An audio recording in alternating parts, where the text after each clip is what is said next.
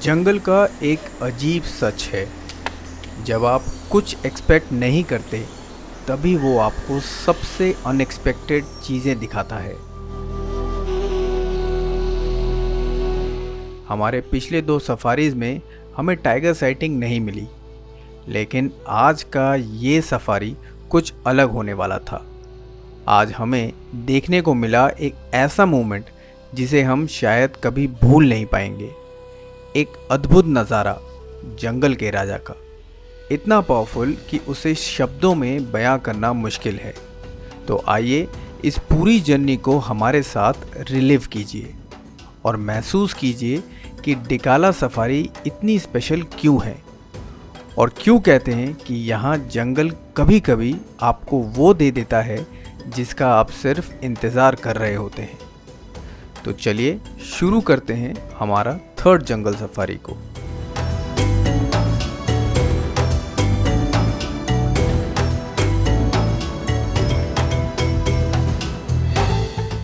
आज पता नहीं क्यों हमें अंदर से लग रहा था कि आज हमें टाइगर ज़रूर दिखेगा, और तभी हमारे गाइड और ड्राइवर ने धीमी आवाज़ में कहा, कॉल आई है टाइगर की। एक पल में पूरी एनर्जी चेंज हो गई। ड्राइवर ने बिना टाइम वेस्ट किए गाड़ी तेज़ कर दी और हम सब एकदम अलर्ट हो गए। जंगल में ये कॉल सिर्फ एक आवाज़ नहीं होती, ये एक सिग्नल होता है कि प्रेडेटर मूवमेंट में है। और अब हमें जल्दी से पहुंचना था उस स्पॉट पर जहां से ये कॉल सुनाई दे रही थी, क्योंकि जंगल में मौका सिर्फ एक बार मिलता है। लेकिन जंगल इतना सिंपल नहीं होता। गाइड के बीच थोड़ी कंफ्यूजन थी। कॉल एग्जैक्टली कहां से आई है ये क्लियर नहीं था, लेकिन हमारे गाइड ने अपने एक्सपीरियंस पर भरोसा किया और हमें ले गया एक ऐसी जगह जहां उन्हें लग रहा था कि टाइगर मिल सकता है। हम धीरे धीरे वहां पहुंच गए। वहां पहुंचने के बाद हमें पता चला कि टाइगर श्रब्स के अंदर छुपा है और दिखाई भी दे रहा है, पर हम सब वेट करने लगे उसका निकलने का। हम वहां लगभग आधे घंटे तक रुके रहे। सब कुछ ठहर सा गया था, ना कोई मूवमेंट, ना कोई आवाज़, बस इंतज़ार। लेकिन टाइगर बाहर नहीं निकला। और फिर हमारे गाइड और ड्राइवर ने डिसाइड किया कि हमें थोड़ा और करीब ले जाया जाए। जिप्सी धीरे धीरे आगे बढ़ी और हम टाइगर के और भी पास थे। वहाँ पहुँचते ही हमें क्लियरली समझ आ गया कि टाइगर बिल्कुल यहीं है, बस घने श्रब्स के अंदर छुपा हुआ। और ध्यान से देखो तो वो हल्का सा दिखाई भी दे रहा था, इतना करीब लेकिन फिर भी पूरी तरह सामने नहीं, जैसे जंगल हमें सिर्फ एक झलक देकर और भी इंतजार करवाना चाहता हो। सच कहूं तो हम इतने में ही काफी खुश थे, लेकिन शायद जंगल ने आज कुछ और ही सोचा था। हमें पता चला कि यहाँ सिर्फ एक नहीं बल्कि एक और टाइगर भी है, और बस ये सुनते ही पूरा माहौल बदल गया। अब इंतज़ार और भी गहरा हो चुका था। सबकी नज़रें हर एक मूवमेंट पर टिक गई थी और हम फिर से उसी पल का इंतज़ार करने लगे। लेकिन इस बार जो होने वाला था वो हमने सोचा भी नहीं था, और जो आप देखने वाले हैं वो हमने बिल्कुल रॉ फॉर्म में कैप्चर किया है, ताकि आप भी उस मूवमेंट का असली थ्रिल महसूस कर सके।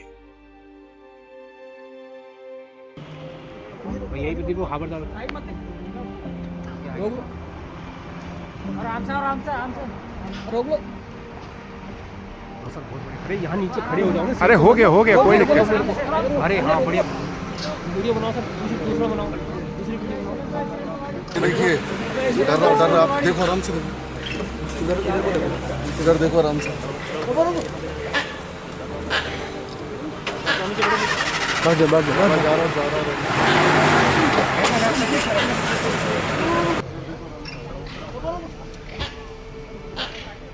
आप बैठ जाओ, नीचे बैठो, नीचे अरे दीपू रुक जा, नीचे बैठो।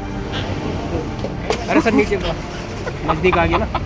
और सिर्फ इतना ही नहीं, टाइगर वापस मुड़ा जैसे अपना असली ऑरा हमें फील करवाना चाहता हो।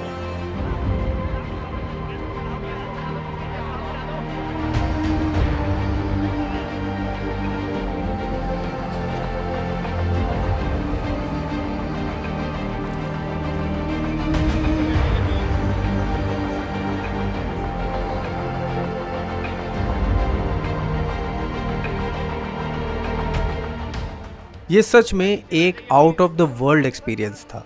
इतने करीब से टाइगर को देखना एक अद्भुत एहसास था। उसकी प्रेजेंस, उसका कॉन्फिडेंस, सब कुछ एकदम मेस्मराइजिंग था। और सभी का कहना था कि ये एक ट्रूली रेयर साइटिंग थी। एक्चुअली इसको बोलते हैं अल्टीमेट साइटिंग इन कॉर्बेट, इसीलिए कॉर्बेट को जो मैजिकल कहा जाता है, जो अमेजिंग से बहुत दूर चीज़ होती हैं, तो रेंडमली कभी भी कहीं से कुछ भी हो सकता है। इसे यही है कॉर्बेट का मैजिकल।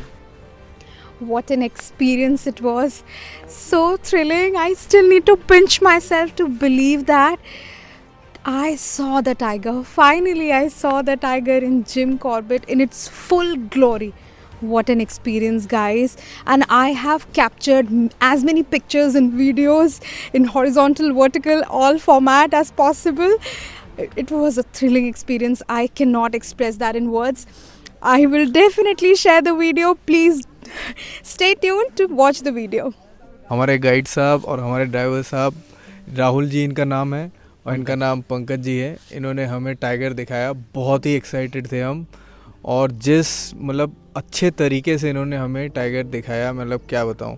आपको समझ में कैसे आता है कि यहाँ पे टाइगर आएगा या कहाँ पे जा रहा है, ये आपको पता कैसे चलता है? होता क्या है ना, टाइगर जब निकलता है तो एक तो बहुत साइन होते हैं आसपास, जो कि जैसे लंगूर आपने सुना, बंदर बहुत सारे बोल रहे थे, और डियर बोलते हैं। दूसरा टाइगर का एक पैटर्न होता है जो चलता है जिस पे, तो वो एक फिक्स पैटर्न होता है लगभग बहुत कम टाइम पे होता है जब वो डिस्टर्ब होकर थोड़ा इधर उधर हो जाए, वरना वो एक ही पैटर्न पे चलता है कि इधर से टाइगर आएगा और इधर से ही जाएगा। जो उनकी बटिया होती है, जो ट्रेल होती है, ज़्यादातर उन पे ही चलता है। और राहुल भाई ने इतनी गाड़ियों के बीच से जो निकाल के हमें एकदम सही परफेक्ट स्पॉट्स में पहुंचाया है। तो क्या राहुल भाई, ये मतलब इसका राज क्या है? ये आपका लक था, जो सही टाइम सही उसी टाइम पे टाइगर का आना और हम लोग का फ्रंट पे ही रहना। तो बेस्ट है। बट ये है कि जो शॉट फर्स्ट गाड़ी ने लिए हैं वो थोड़ा सा दीपू भाई, हाँ दीपू भाई तो जस्ट बगल में ही थे, तो हाँ। पर पीछे वाला जो शॉट था वो हमने हाँ, अच्छा लिया। वो आपको बढ़िया मिला। बट दीपू भाई जो हैं, दीपक भाई जो हैं, इनके कलीग हैं और वो दूसरे गाड़ी में थे। उसमें हमारा ब्रदर थे, वो सोनू भाई के सब अंडर में आते हैं। सोनू भाई की ही गाड़ियाँ हैं, सोनू भाई की टीम से ही हम लोग सभी हैं। तो मज़ा आ गया। हम एक्चुअली वेट कर रहे थे एक फीमेल टाइगर को देखने के लिए, और हमने देख लिया मेल टाइगर को। मतलब ये भी मतलब दो टाइगर एकदम आसपास थे। मेल दोनों। फीमेल दिखी बट वो इतना क्लियर नहीं। हाँ, फीमेल भी दिखी थी, बुशेस में थी इसलिए हाँ, थोड़ा। फीमेल भी दिखी थी पर वो बुशेस में थी इसलिए क्लियर नहीं था। पर जो मेल टाइगर हमने दिखाया है वो आप वीडियो देख के आप समझ आएगा कि क्या शॉट लिया हमने। Thank you. Trust me guys, ये एक ट्रूली अमेजिंग एक्सपीरियंस था। दिल से थैंक्स कहना चाहेंगे अपने ड्राइवर राहुल जी को और गाइड पंकज जी को। उनकी एक्सपीरियंस और एफर्ट्स की वजह से ही हम ये मोमेंट इतने करीब से देख पाए। और इसी के साथ हमारा थर्ड डे का सफारी यहीं ख़त्म होता है। लेकिन जर्नी अभी ख़त्म नहीं हुई थी। अगले दिन था हमारा लास्ट जंगल सफारी, और ऑनेस्टली इस बार हम ज़्यादा एक्सपेक्टेशन के साथ नहीं निकले थे, क्योंकि पिछले सफारी में ही हम टाइगर को इतने क्लोज देख चुके थे। लेकिन जंगल का एक अपना ही रूल होता है, जब आप कुछ एक्सपेक्ट नहीं करते तभी वो आपको सबसे ज़्यादा सरप्राइज करता है। और हमारा लास्ट सफारी में जंगल ने हमें एक बार फिर अपनी सबसे बड़ी झलक दिखा दी, एक और टाइगर साइटिंग।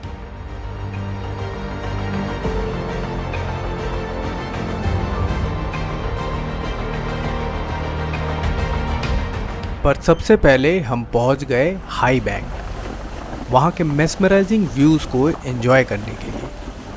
सुबह सुबह का वो सीन बिल्कुल स्पेल बाउंड कर देने वाला था।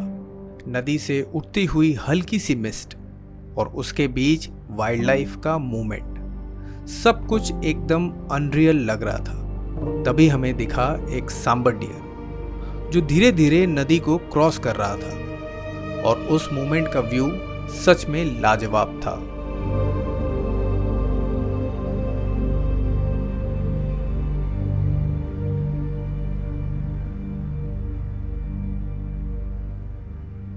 वहीं से हमें पता चला कि टाइगर की कॉल आ रही है और शायद टाइगर रोड के आसपास ही कहीं मौजूद है। एक पल में ही पूरा माहौल चेंज हो गया और फिर हमारे गाइड और ड्राइवर बिना टाइम वेस्ट किए हमें ले गए उस स्पॉट की तरफ जहां से ये कॉल सुनाई दे रही थी। Right now we are waiting. There is an expectation that the tiger is nearby on the right hand side and we are waiting to have the tiger sighting. हम वहां वेट करते रहे। इंतज़ार धीरे धीरे लंबा होता गया और देखते ही देखते लगभग 1 घंटा बीत गया, लेकिन टाइगर अभी भी बाहर नहीं निकला। तब हमने डिसाइड किया कि थोड़ा और करीब जाया जाए और जब हम पास पहुंचे तो दिखा कि टाइगर भी घने श्रब्स के अंदर आराम से रेस्ट कर रहा था। टाइगर को देखकर ऐसा बिल्कुल नहीं लग रहा था कि वो बाहर आने के मूड में है, लेकिन जैसा हमने पहले भी कहा था, जंगल कभी भी आपको सरप्राइज करने का मौका नहीं छोड़ती।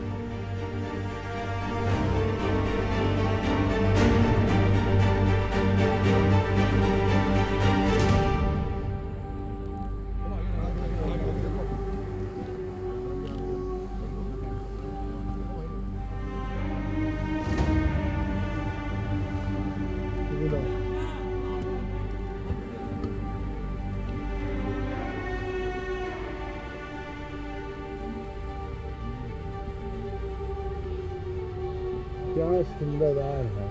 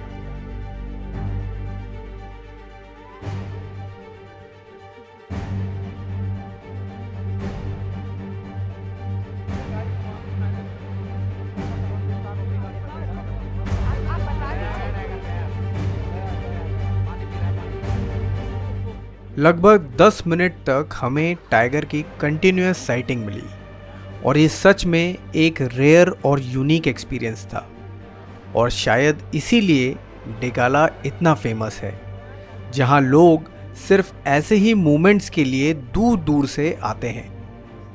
टाइगर साइटिंग के बाद हम निकल पड़े जंगल के बाकी हिस्सों को एक्सप्लोर करने और रास्ते में ही हमें दिखे एक मेल और फीमेल फॉक्स जो सुबह की हल्की धूप का मज़ा ले रहे थे।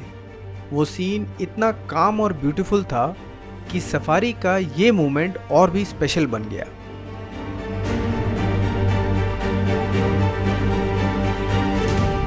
डिकाला अपने वास्ट ग्रासलैंड के लिए जाना जाता है, लेकिन हम यहाँ दिसंबर में आए थे जब ये ग्रास काफ़ी लंबा हो चुका होता है।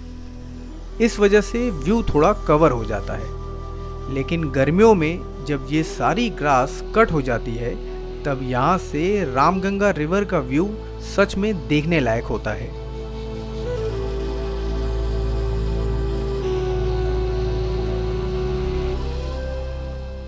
और इसी वास्ट ग्रासलैंड की वजह से यहाँ आपको काफ़ी सारे एलिफेंट्स भी देखने को मिल जाते हैं। यहाँ से हम वापस लौटने लगे अपने फॉरेस्ट रेस्ट हाउस की तरफ, क्योंकि हमारा लास्ट जंगल सफारी यहीं ख़त्म होता है। और सच कहूँ, ये पूरा एक्सपीरियंस एकदम अमेजिंग रहा। डिकाला आना हमारे लिए ट्रूली सक्सेसफुल रहा और हम यहाँ से कुछ अद्भुत यादें लेकर वापस जा रहे हैं।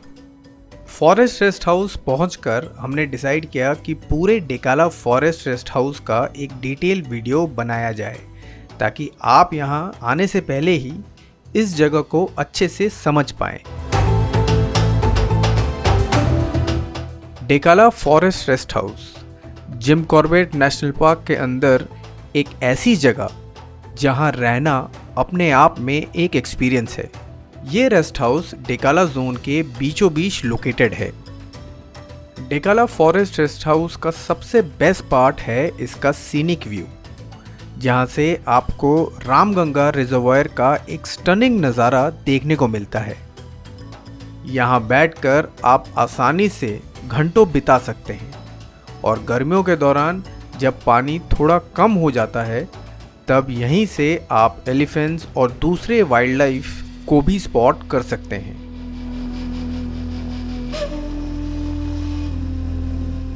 ये जगह खुद में ही एक छोटा सा कैंटोनमेंट जैसी लगती है, जहां आपको बेसिक ज़रूरत की ऑलमोस्ट हर चीज़ें मिल जाती है। यहाँ पोस्ट ऑफिस है, मेडिकल रूम है और स्टाफ क्वार्टर भी मौजूद है।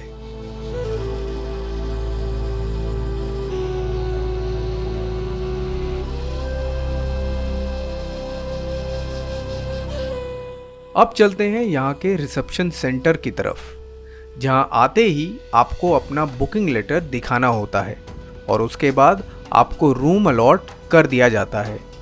यहाँ स्टे के लिए 5 डिफरेंट टाइप्स के रूम्स अवेलेबल है और उनमें से सबसे पॉपुलर है ओल्ड फॉरेस्ट रेस्ट हाउस और new forest rest house. Old forest rest house का फील आपको सीधा ब्रिटिश एरा की याद दिला देता है, जैसे उस टाइम पर लोग यहाँ कैसे रहते होंगे और इस प्रिस्टीन नेचर को एंजॉय करते होंगे। इसकी आर्किटेक्चर और वाइब एक अलग ही चार्म क्रिएट करती है और सबसे खास बात, ओल्ड FRH का व्यू भी काफ़ी ब्यूटीफुल है। ये पूरा एरिया काफ़ी बड़ा है और यहाँ लगभग 25 रूम्स अवेलेबल है।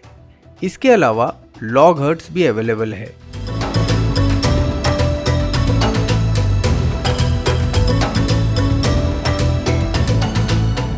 यहाँ डॉर्मेट्री ऑप्शंस भी मिल जाती है, जो बजट ट्रैवलर्स के लिए काफ़ी यूज़फुल होते हैं। यहाँ एक कॉमन रेस्टोरेंट भी है, जहाँ आपको सिंपल थाली मिल जाती है। खाना सच में काफ़ी अच्छा होता है और जंगल के बीच इतना टेस्टी और फ्रेश फूड मिलना एक प्लेजेंट सरप्राइज लगता है। हाइजीन का भी पूरा ध्यान रखा जाता है और सबसे अच्छी बात, इसके रेट्स भी काफ़ी नॉमिनल होते हैं। अगर आप रेस्टोरेंट्स का प्रॉपर मील नहीं लेना चाहते तो यहाँ एक कैंटीन भी अवेलेबल है, जहाँ आपको मैगी, ऑमलेट और कुछ और क्विक स्नैक्स इजीली मिल जाते हैं।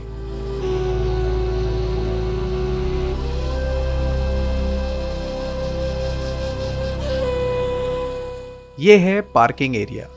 ये वही एरिया है जहाँ आपकी जिप्सीज पार्क होती है और जंगल सफारी के लिए आपको यहीं से अपनी जिप्सी मिलती है। यहाँ एक एम्फी थिएटर भी है, लेकिन ऑनेस्टली इसकी कंडीशंस हमें कुछ खास अच्छी नहीं लगी। ऐसा लग रहा था जैसे काफ़ी टाइम से इसका यूज़ नहीं हुआ हो।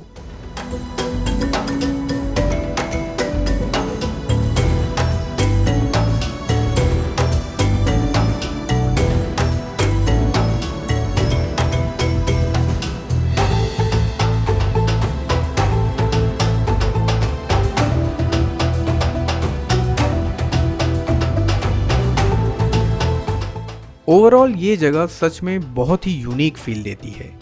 एक तरफ इलेक्ट्रिक फेंसिंग के उस पार घना जंगल है, जहाँ टाइगर फ्रीली घूमते हैं और दूसरी तरफ उस फेंसिंग के अंदर एक छोटा सा कैंटोनमेंट जैसा सेटअप है जहां आपको बेसिक सारी फैसिलिटीज़ मिल जाती है। यहां आते ही आपका मन खुश हो जाता है।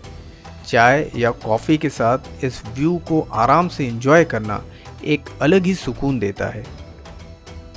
और सबसे अच्छी बात, ये जगह पूरी फैमिली के साथ एंजॉय करने के लिए परफेक्ट है, क्योंकि सच में डिकाला की बात ही कुछ और है।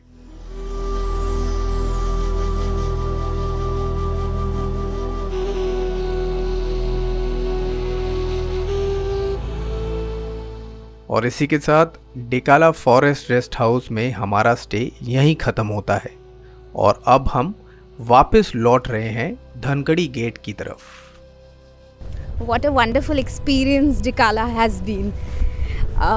Today also we had the wonderful tiger sighting, elephant sighting. It was amazing. I cannot even express in words how beautiful this journey has been, how beautiful this jungle has been.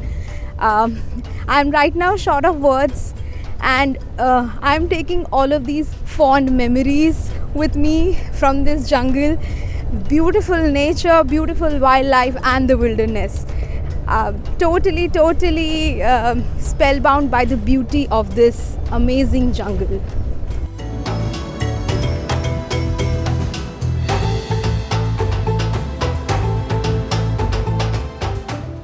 So with this, our Dhikala journey comes to an end. All of this arrangement in Dhikala zone was arranged and organized by Corbett Tiger Roar and by Sonu Rawatji. It was an amazing organization.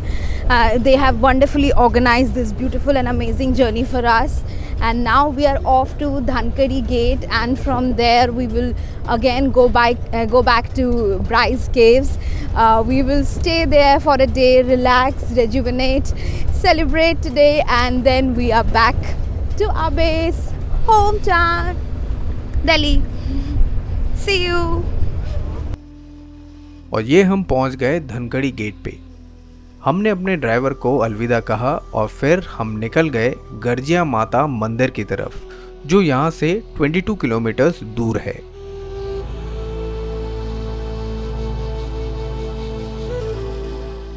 Garjiya माता मंदिर के parking में पहुंचने के बाद हम मंदिर की तरफ बढ़ने लगे।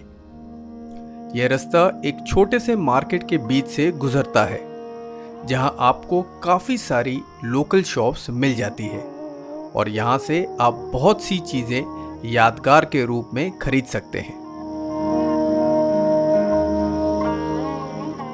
आज यहाँ ज़्यादा भीड़ नहीं थी, लेकिन ये उत्तराखंड का एक बहुत ही फेमस मंदिर है जहाँ लोग दूर दूर से दर्शन करने आते हैं और यहाँ अक्सर छोटे मोटे फंक्शंस या भंडारे होते ही रहते हैं, जिससे यहाँ का माहौल और भी लाइवली बन जाता है।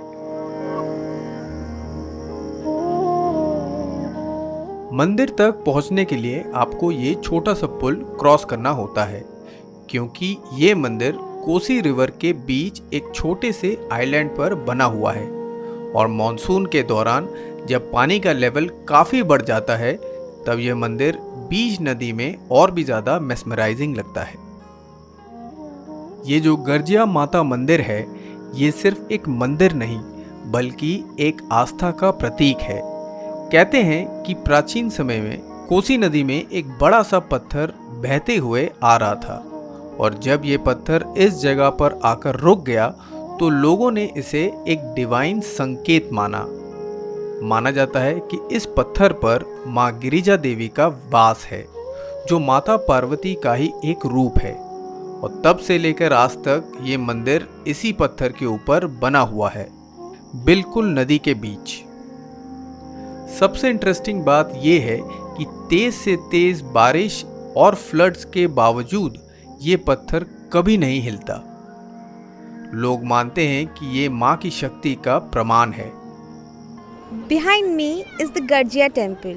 हम अभी गर्जिया टेम्पल जाने वाले हैं। ये उत्तराखंड की बहुत फेमस टेम्पल है एंड ये पहाड़ों के बीच नदी में बसी हुई है। अब हम यहाँ के दर्शन करने वाले हैं एंड आइए आप भी मेरे साथ ही एक्सपीरियंस कीजिए। welcome. यहाँ आने वाले भक्तों का कहना है कि यहाँ मांगी हुई मन्नतें पूरी हो जाती है और इसी वजह से दूर दूर से लोग यहाँ दर्शन करने आते हैं। सच में ये जगह सिर्फ देखने के लिए नहीं, महसूस करने के लिए भी है। पुल क्रॉस करने के बाद आपको थोड़ा सा नीचे उतरना पड़ता है और उसके बाद मंदिर की असली चढ़ाई शुरू होती है। यहाँ लगभग 50 स्टेप्स हैं जो आप आराम से चढ़ सकते हैं। ऊपर जाते वक्त थोड़ी भीड़ ज़रूर होती है क्योंकि ये सीढ़ियाँ काफ़ी पतली है, लेकिन आप बोर बिल्कुल नहीं होते क्योंकि ऊपर पहुँचते ही जो पैनोरामिक व्यू मिलता है वो सच में अमेजिंग होता है। एक तरफ जिम कॉर्बेट का घना जंगल और दूसरी तरफ बहती हुई कोसी रिवर का नज़ारा सच में देखने लायक होता है। और सबसे खास बात, श्रद्धालुओं का उत्साह और भक्ति इस पूरी चढ़ाई को एक डिवाइन एक्सपीरियंस बना देता है। ऊपर चढ़ते वक्त आपको रास्ते में अलग अलग देवी देवताओं की मूर्तियां भी देखने को मिलती है जो इस पूरी यात्रा को और भी स्पिरिचुअल बना देती है। हम ऊपर पहुंच जाते हैं, लेकिन यहाँ गिरिजा माता के दर्शन को शूट करना मना है, इसलिए हम सिर्फ श्रद्धा के साथ दर्शन करते हैं। उसके बाद मंदिर से मिलने वाला ब्यूटीफुल व्यू को थोड़ी देर एंजॉय करते हैं।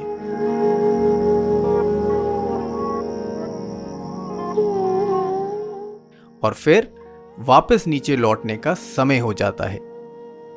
बहुत अच्छा हमें दर्शन हुए गराजिया मंदिर में। हमने ऑलमोस्ट 50 स्टेप्स हैं, स्टीप स्टेप्स हैं और आप जल्दी पहुंच जाएंगे और जल्दी आ जाएंगे। सो बहुत अच्छा था, देवी जी के दर्शन करके बहुत अच्छा लगा।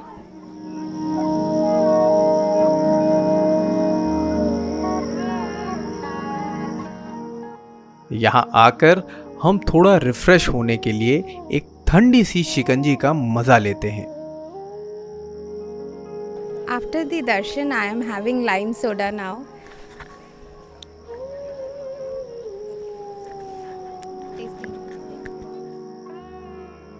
अब हमारा वापस लौटने का वक्त हो चुका है और इसी के साथ हमारा ये व्लॉग यहीं ख़त्म होता है। आई होप आप सभी को ये जर्नी पसंद आई होगी। आपसे यही रिक्वेस्ट है कि आप इस वीडियो को लाइक ज़रूर करें और इसे ज़्यादा से ज़्यादा शेयर करें ताकि हमारी रीच बढ़े और हमें आपका सपोर्ट मिलता रहे। और हमारे नेक्स्ट व्लॉग में हम आपको दिखाएंगे एक detail walk through tiger den resort का, जो जिम कॉर्बेट का एक काफ़ी पुराना और प्रीमियम 5 स्टार रिसोर्ट है। यहाँ आप भी अपना स्टे प्लान कर सकते हैं, तो उस वीडियो को मिस मत करिएगा और चैनल को सब्सक्राइब करना बिल्कुल मत भूलिएगा, जिसका नाम है get set go the travel vlog.